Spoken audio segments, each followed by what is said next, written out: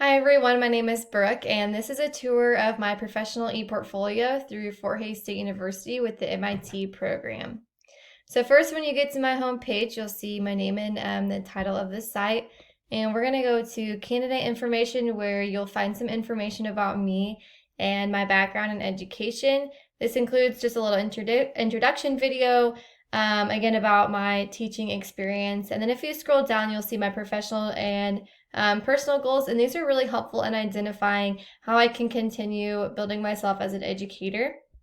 If you scroll down as well, you'll see the exploration stage of my transference reflection. This is an overview of my previous experiences going into the Master's Technology program at Fort Hays, as well as this final practicum class. So you'll read some of my surprising moments, as well as some of my favorite classes that I took through the technology program. And then if we go to my technology philosophy, this was important to me to highlight why technology is important and how we can best utilize it in our classrooms. And I think more now than ever with the COVID-19 pandemic that's through our nation, we can be so appreciative of technology and its uses so that our students can continue their education at home as our schools are closing. So that technology philosophy was important for me to have, just so I could reflect on why I believe technology is valuable in the classroom. And then we go to my resume, and here's my updated information professionally about myself. So you'll see my professional experience and background, as well as my honors and volunteer. This was actually very helpful for me this semester to update my resume because I am getting married this summer and moving districts. So it was helpful for me to identify and reflect on my resume.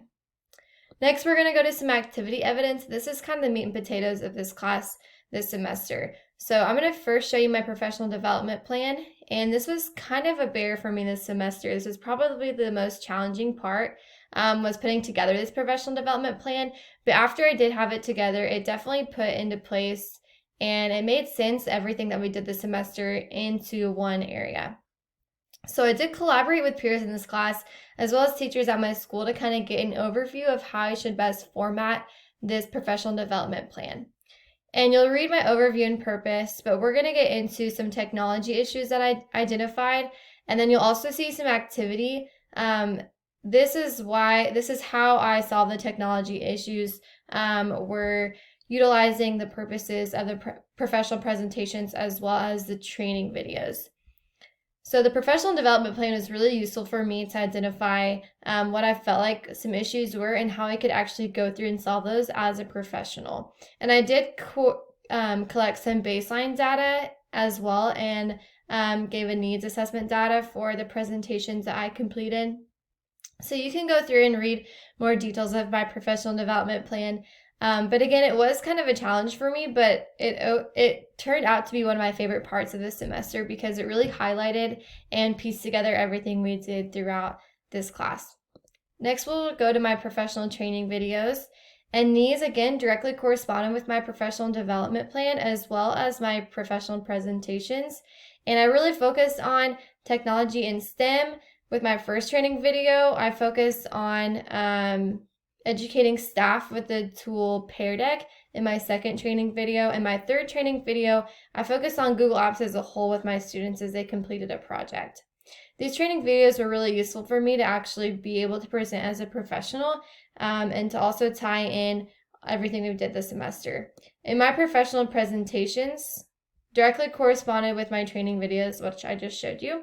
So you can go through and read those. But again, these were helpful for me to have a background knowledge of what I was going to present and how I was going to tie in those issues. My article summaries, again, I directly corresponded these with the topics that I had chosen. So the technology and STEM, I completed because that was kind of the focus of one of my topics in this class. And then assistive technology really highlighted how we can connect the tools with the people through technology. And then collaborative learning, my students completed that collaborative learning project. So that's why I did my third article summary on collaborative learning. You'll see my extra resources listed. So I really chose the extra resources that I felt like highlighted me as an individual from the activities we completed throughout the whole master's program at Fort Hays.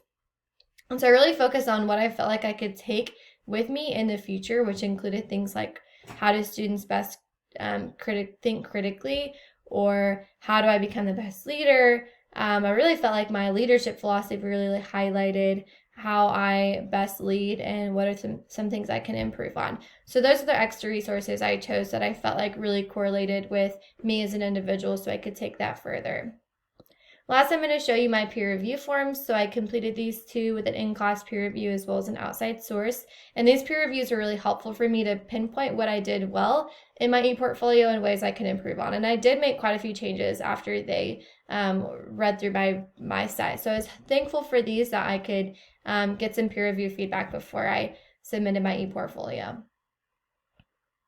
Next is my reflection. So this is just highlighting my thoughts and overall experiences in the MIT program, and I'll add my synthesis after my comp review.